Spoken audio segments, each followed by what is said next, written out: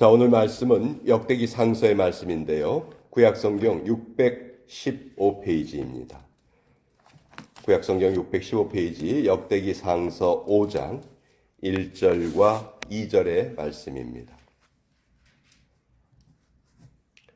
역대상 5장 1절에서 2절까지의 말씀, 구약성경 615페이지에 기록되어 있는데 찾으셨으면 우리 같이 읽겠습니다. 시작. 이스라엘의 장자 르우벤의 아들들은 이러하니라. 르우벤은 장자라도 그의 아버지의 침상을 더럽혔으므로 장자의 명분이 이스라엘의 아들 요셉의 자손에게로 돌아가서 족보에 장자의 명문대로 기록되지 못하였느니라. 유다는 형제보다 뛰어나고 주권자가 유다에게서 났으나 장자의 명분은 요셉에게 있으니라. 하나님의 말씀입니다. 아멘. 자, 역대기 상서 1장부터 9장까지는 아주 지루하게 그 사람들의 이름이 계보가 이렇게 쭉 기록되어 있어요.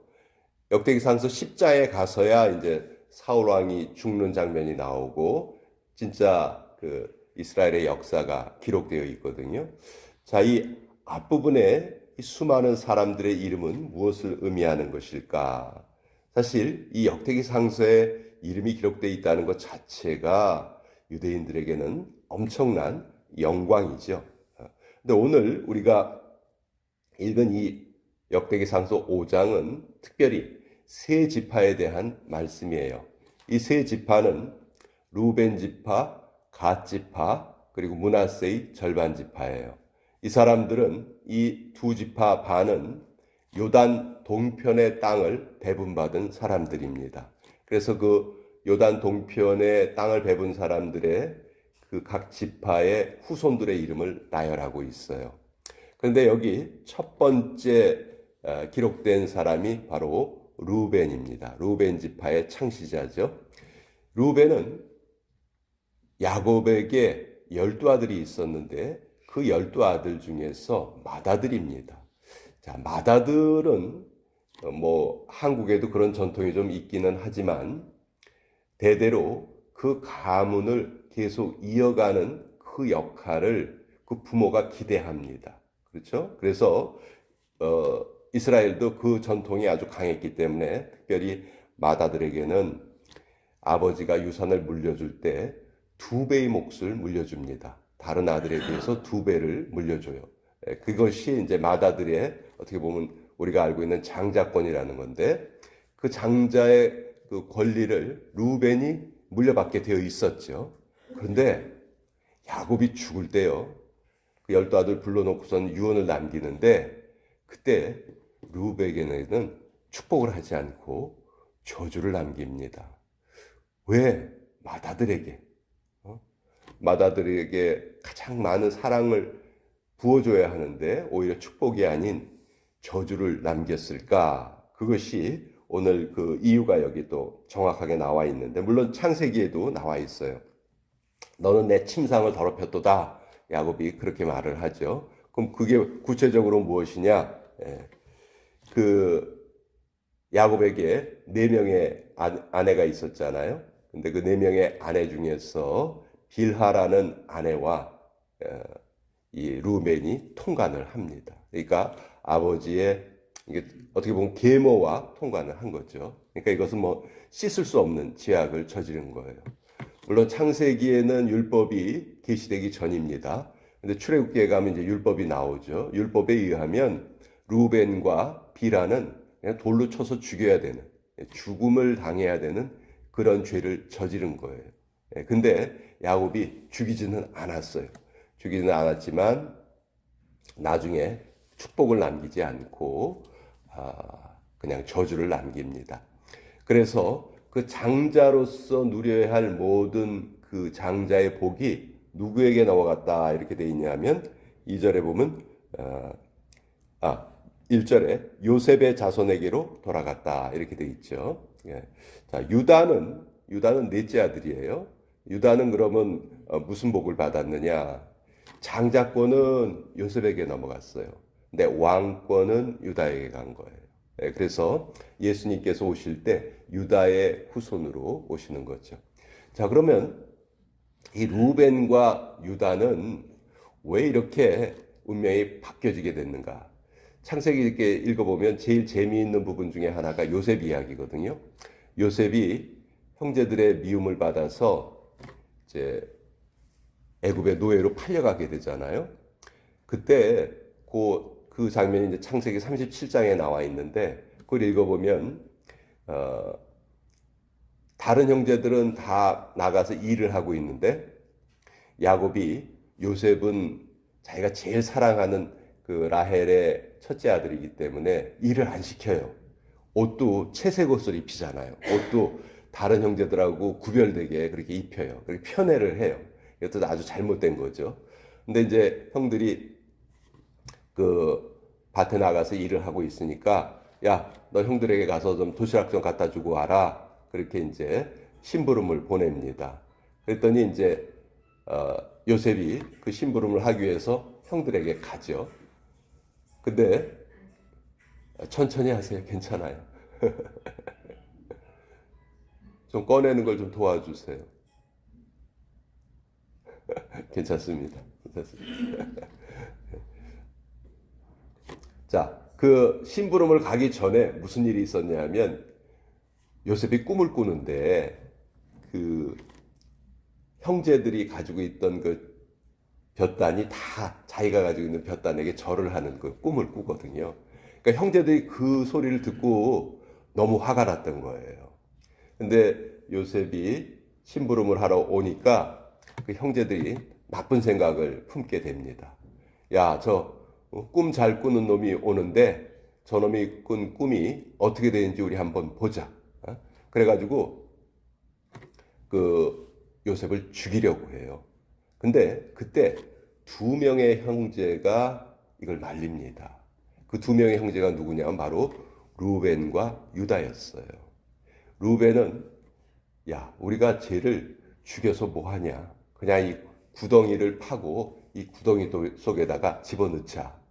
이렇게 얘기를 하고 사실 나중에 자기가 몰래 혼자 돌아와서 이 요셉을 구해주려고 그런 말을 한 거예요.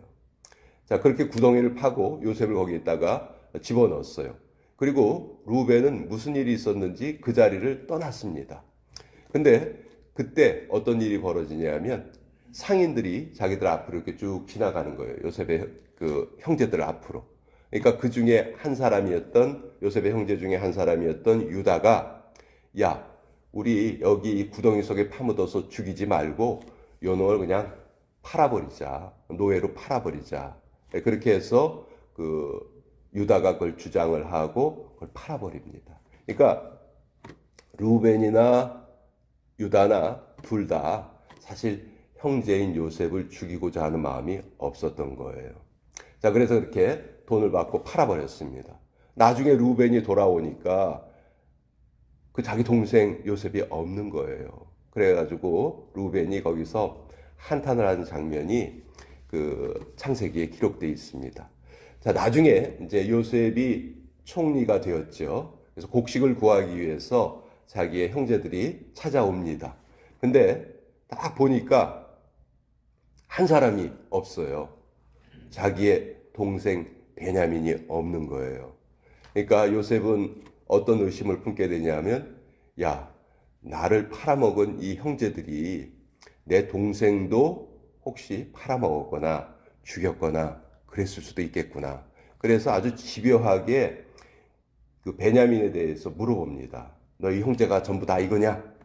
한 사람 있기는 있는데 아버지가 그 아이를 사랑해서 지금 우리가 같이 오지 못했습니다. 그 아이는 저 이스라엘 땅에 있습니다. 근데 요셉이 이것을 믿지를 않아요. 그래가지고 다음번에 너희들이 곡식을 사러 올 때 만약 그 아이를 데려오지 않으면 너희를 스파이로 알겠다. 그러고 이제 일단 돌려보냅니다. 왜냐하면 그 가족들이 살아야 되니까 쌀을 팔아가지고 돌려보내요. 자, 그런데 그 쌀이 또 다 떨어진 거예요. 그러니까 이번에 또 그 쌀을 사러 와야 되는데 야곱은 끝까지 베냐민을 내놓지 않으려고 해요. 근데 그때 르우벤이 이렇게 말합니다. 아버지, 지금 베냐민이 우리와 함께 가지 않으면 우리 다 굶어 죽습니다. 내가 반드시 베냐민을 다시 데려올게요. 걱정하지 마세요. 만약 베냐민을 제가 못 데려오면 저에게 두 아들이 있는데 그 두 아들을 죽여버리세요. 이렇게 말하고 그제서야 이제 그 야곱이 베냐민을 내줍니다. 자, 베냐민을 데리고 요셉에게 간 거예요. 요셉 딱 보니까 베냐민이 살아있어요. 너무 기쁘죠.